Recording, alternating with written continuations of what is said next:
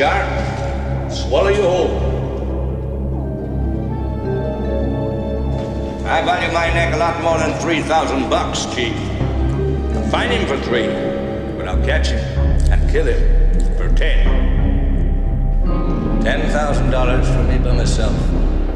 For that you get the head, the tail, the whole damn thing.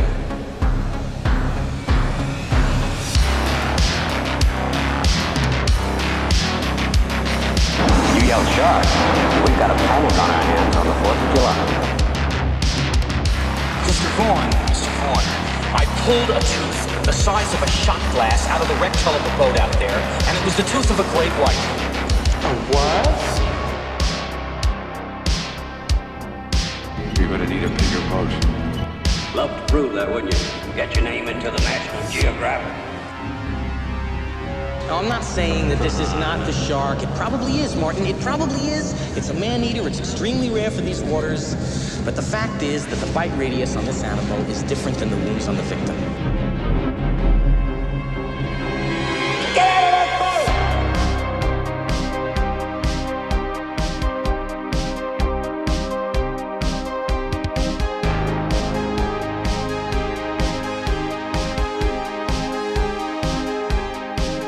Well, this is not a boat accident. There wasn't any propeller. There wasn't any coral reef. And it wasn't Jack the Ripper.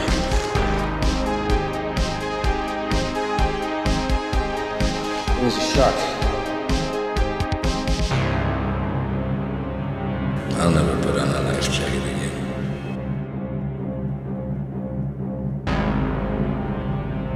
And if you're hearing my voice, that means you're back in the Jaws obsession. That means you want to step back and to finding out how we can share with you, prove to you, convince you, or remind you that Jaws is the greatest movie of all time. Thank you for returning. Today is going to be a character highlight, first in a character highlight day, where we're going to find out who this guy is. You guys okay over there? Was that too quiet? You guys okay over there? Yep, we're going to learn all about that guy today. So before we start, let's see what we got here. We looks like we have from around the world, Gibraltar. A couple listeners in Gibraltar have popped up, and as well as, let's see, France. France is now on the board. So Jaws, the Jaws obsession, reaching out to around the world, continuing to spread as there is a hunger for more Jaws talk. Before we get into this episode 9, I wanted to send a congratulations to Mr. Ian Shaw and the cast of The Shark is Broken. Their run comes to an end soon, and at the Ambassadors Theatre in London. The Shark is Broken is a play that Ian Shaw co-wrote, and he is starring in, where he plays his father playing Quint on the set of Jaws inside the Orca. Let's hope this isn't the last show for those gentlemen. There clearly is a demand to watch Ian Shaw play Quint. Maybe there's something we can do about that here at the Jaws Obsession. I'm not sure. But that being said, let's send our congratulations to that cast. It had great reviews. Unfortunately, a lot of us couldn't go see it because of difficulty in getting over there. So if it tours, I'm sure it's going to continue to have excellent reviews and excellent results at the box office, whatever theater it lands in. So let's hope we get to see The Shark is Broken. You can find out more information about The Shark is Broken at thesharkisbroken.com, or just go to thedailyjaws.com. They have a lot of information over there. You can find all the information for there. Tickets still available. I think the last show is the 13th if you are over in the United Kingdom. So it's nice to see there's a lot of activity in the Jaws world. It's great to see the legacy of Robert Shaw playing out in his son and all the work that Ian Shaw is doing. It's great to see. It's inspiring, and we are very inspired here at the Jaws Obsession because of it. With that, let's get into episode 9. Ted Grossman. Ted Grossman played the estuary victim that he was listed in Jaws. If you can remember, let's just play the scene. It's this scene right here. Hey, fellas, all of this sheet, make it fast.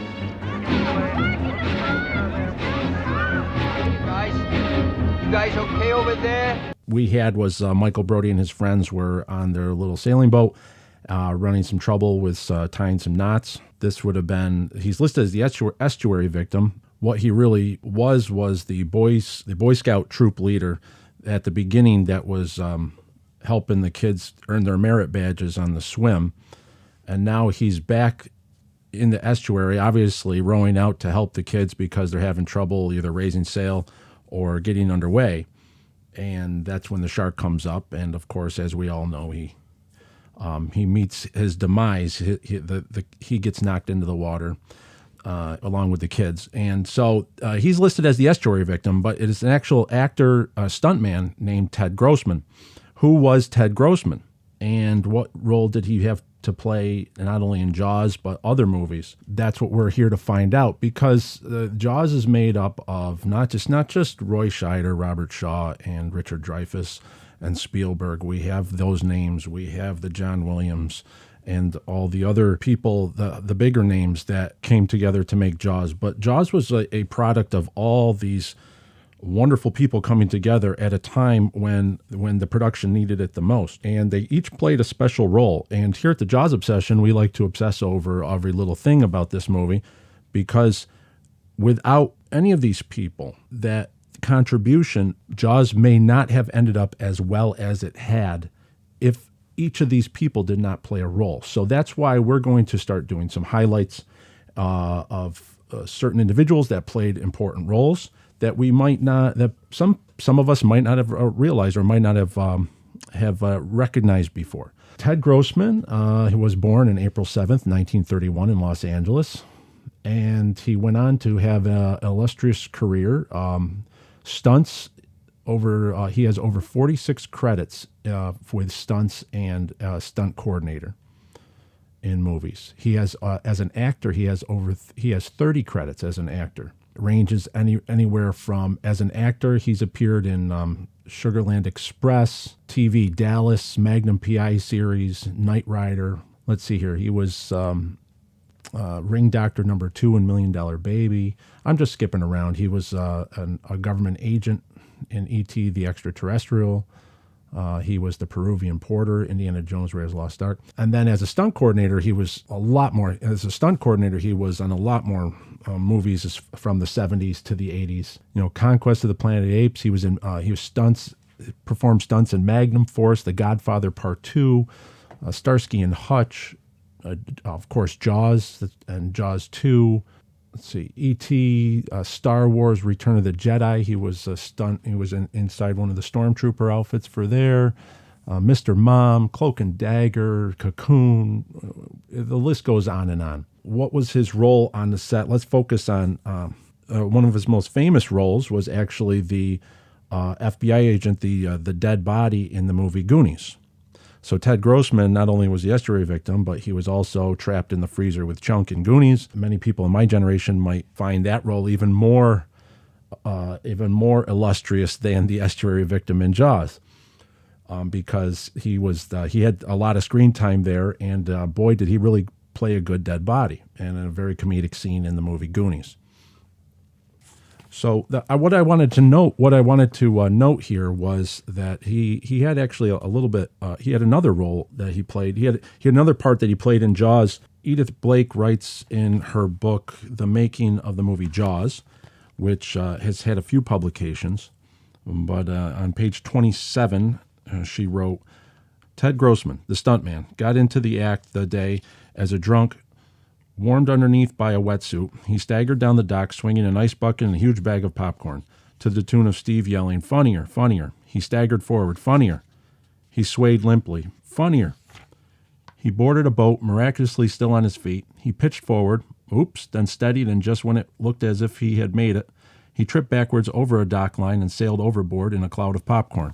And there's a photo of Mr. Grossman falling overboard in a comedic scene that was filmed around all the fishermen getting in their boats when Hooper arrives on the island, and all the fishermen are going out to go hunt the shark. So Spielberg originally shot that with more slapstick comedy, and Ted Grossman played a stunt where he trips and falls in the water. There is a good photo from Jaws Memories from Martha's Vineyard book. And maybe we'll have to throw that in the stack of in our stack of notes here over at our show notes. If you go to jawsob.com, you can find links to our Telegram page, Discord servers.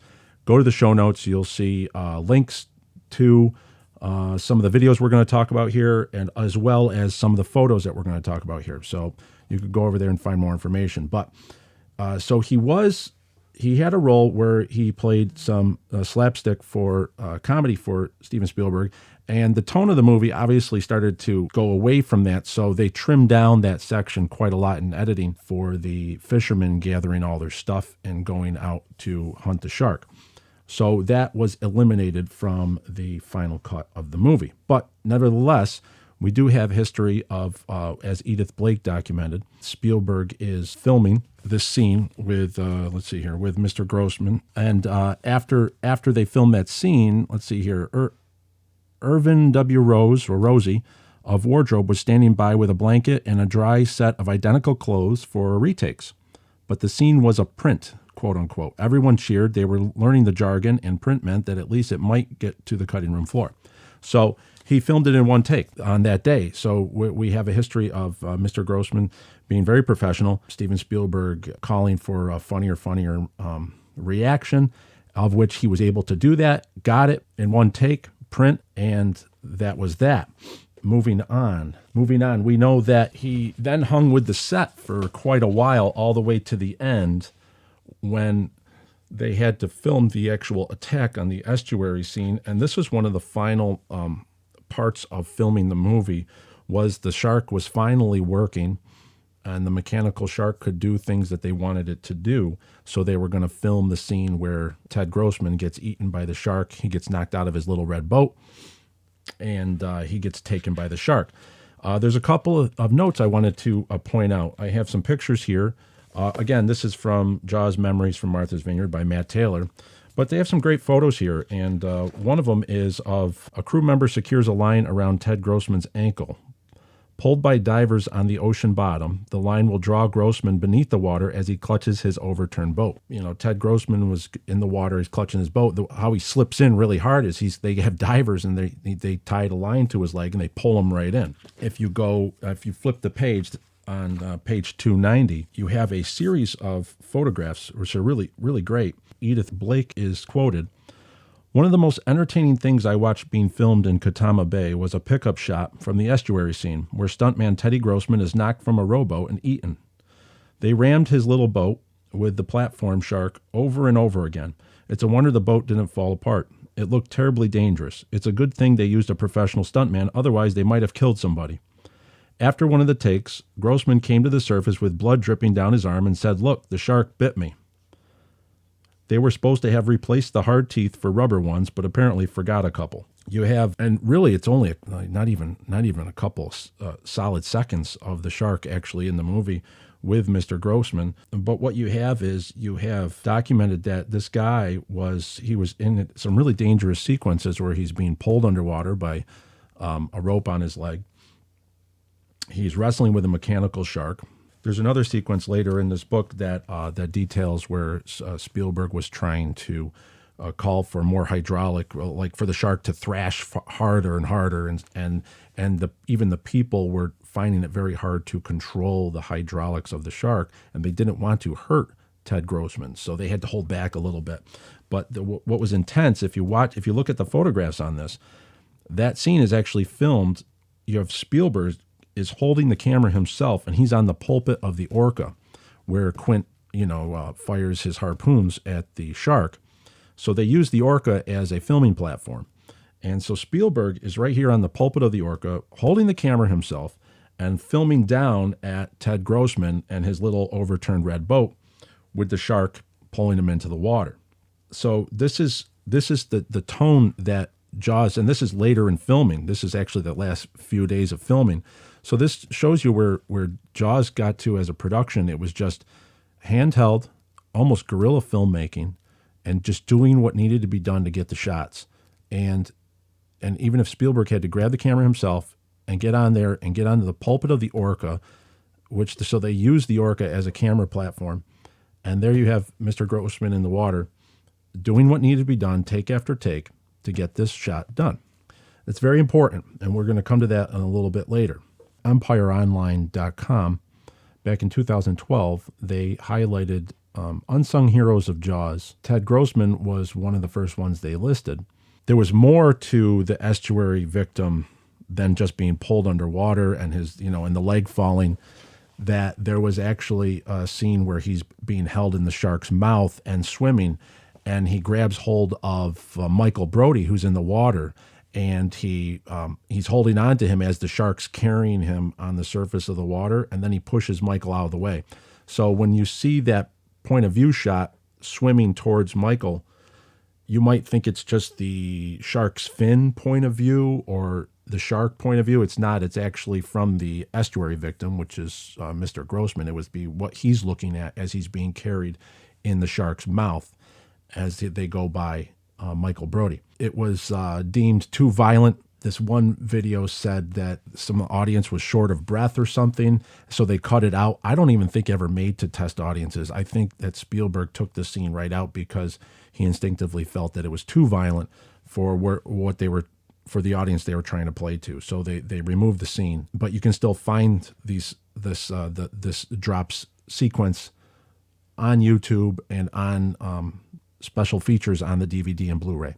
So we'll link to that so you can go check that out. But over at EmpireOnline.com, they also write, Grossman went on to become a constant presence throughout Spielberg's career, turning up in Raiders of the Lost Ark as a Peruvian porter, E.T. as a government agent, The Goonies as the dead FBI man, Always as Fisherman Number 2, and Indiana Jones and the Last Crusade as a deputy sheriff, and Indiana Jones and the Kingdom of the Crystal Skull, reprising the role of the Peruvian porter. So Spielberg actually kept this guy around, Ted Grossman, around, and it's not just because of his performances and his quality of work. I think that there was also other things going on.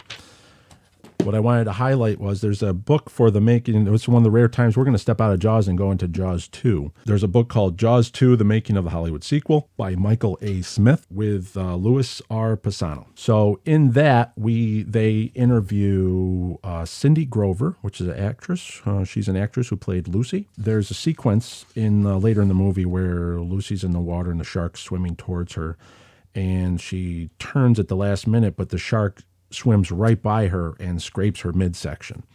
I always thought it was a really well done scene, and it's one of those things that I think redeemed Jaws 2 in many ways. What I found interesting was they interviewed her, and here's what she says. She says, I remember Teddy Grossman, the stunt coordinator, who was a consummate professional in his staging of all our stunts and was particularly concerned that day. He took time to work with me on the effect we were trying to create, which required me to swim and then tread water in the pathway of the boat towing the shark and then judge correctly the distance behind the boat and the turn radius while facing away from it. So then it appeared to the camera that the shark was making a beeline for me. Then I turned, hearing the warning shouts, only to turn into the path and to be hit and grazed at the midriff by the shark. It took 2 or more days to get that shot. I'll repeat that. It took 2 or more days to get that shot, as I recall, with so many problems of a technical nature on the first day and repairs needed to the pneumatic Leviathan.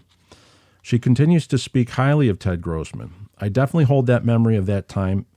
It was a very difficult time, and it was a big growing time for all of us when I had to do really, really difficult stunts, like when I was in the water with the hydraulic shark, would be towed around. Teddy was just so good at making you feel confident.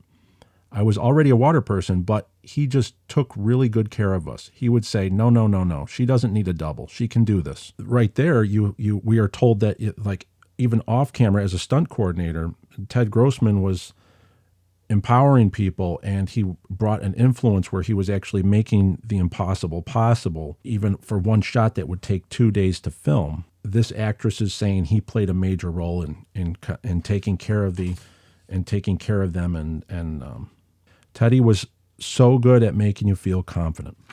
Maybe that just wasn't for actresses. Maybe that was also for Mr. Spielberg, that he was confident that he would actually have someone in the water that could get this take done with this shark that was not working for the whole production, And that's why he brought him back for other productions, because that confidence and that professionalism will bleed into the people that you are also working with. And I think that's what Ted Grossman brought to the set of Jaws. He also brought a comedic influence off screen. It also helps, what is off screen, off camera, what are the people like on set? So here you have there's a couple of stories here I wanted to share of Ted Grossman. Edith Blake writes in the making of the movie Jaws, her book, on page 104. Gene will never forget the night Robert Shaw took author Thornton Wilder and his sister to dinner. They were old friends and had a few rounds of drinks before the Teamsters sent over another round. Then Brown and Zanuck and Teddy Grossman at a nearby table sent over another round. When Thornton Wilder and Robert Shaw headed for the men's room, stuntman Teddy thought that was his cue and made a big play in helping them in and out of the room. They didn't need any help, but it was a good act nonetheless and played to an appreciative gallery. So you have Ted Grossman also sitting for dinner with the producers of Jaws, Brown and Zanuck. So there's a scene in this is actually something that happened. They were at a restaurant, and here's Thornton Wilder and Robert Shaw. These are two writers and great minds, and a little too much to drink, and now they have to go to the men's room. And here's Ted Grossman hamming it up, helping them in and out of the room, making everybody laugh. Clearly, he played a positive role and a positive influence on life that was off the set, not just on the set. Ted Grossman himself recalls a scene, and this was from the Jaws 2 making of the Hollywood sequel book. Teddy and Roy Scheider were good friends and often hung out on their time off set.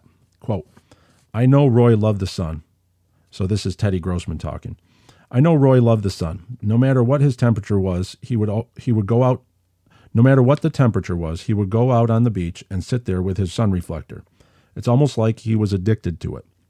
One night, Roy and I went to Pensacola to have dinner, and as we were walking towards the restaurant, 3 girls were walking towards us, and as soon as they passed us, they stopped. One girl said, "Oh my God, it's Al Pacino."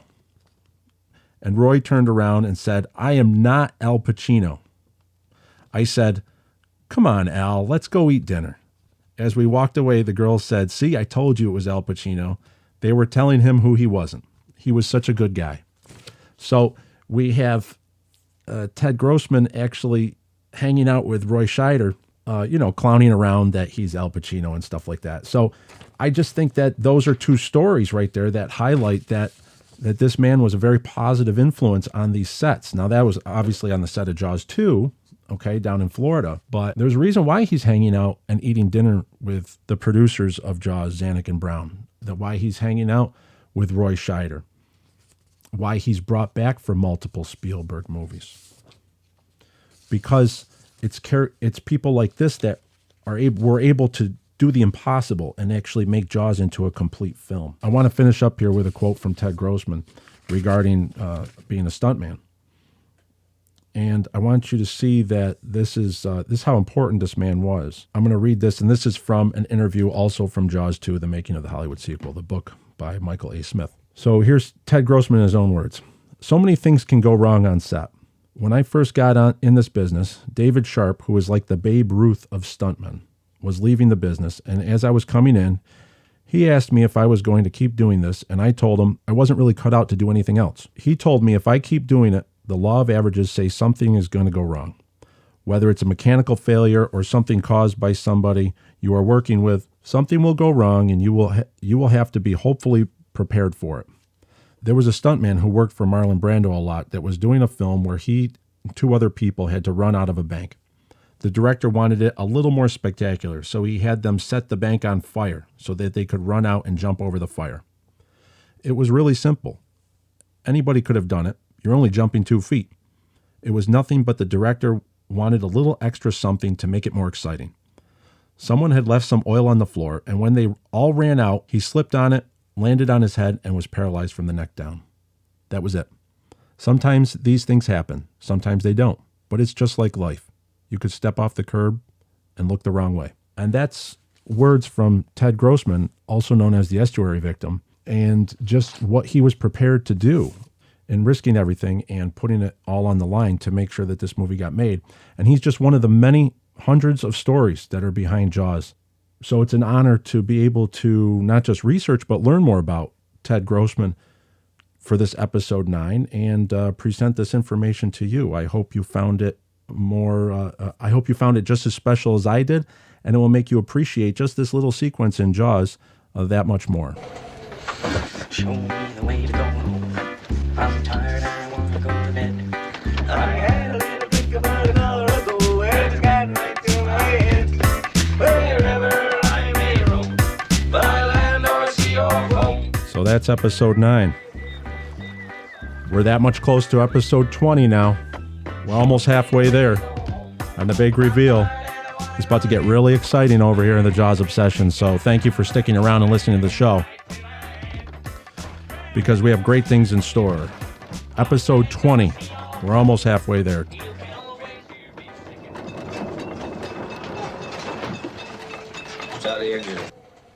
The movie Jaws is copyrighted property of Universal Studios. Any references and sampling from the movie Jaws in the episode is intended to fall within Section 107 of the Copyright Act. The copyrighted materials are fairly used for the purposes of criticism, comment, reporting, teaching, and research. The materials used here are protected by the fair use guidelines of Section 107 of the Copyright Act. All rights reserved to the copyright owners. Show me the way to go home. I'm tired, I want to go to bed. So please remember to go to Jaws OB, that's Jaws, the letters OB.com, and follow the links on the contact page. Go to their Telegram and Discord channels, and you'll be able to find a complete archive of all the past shows, and you can have show notes, and leave your comments. Let us know what you think. We're still looking for resolution to that Brody shoulder towel. Any theories you got out there? I sure would like to know. So thanks for listening. Until next week, farewell and adieu, and show me the way to go home.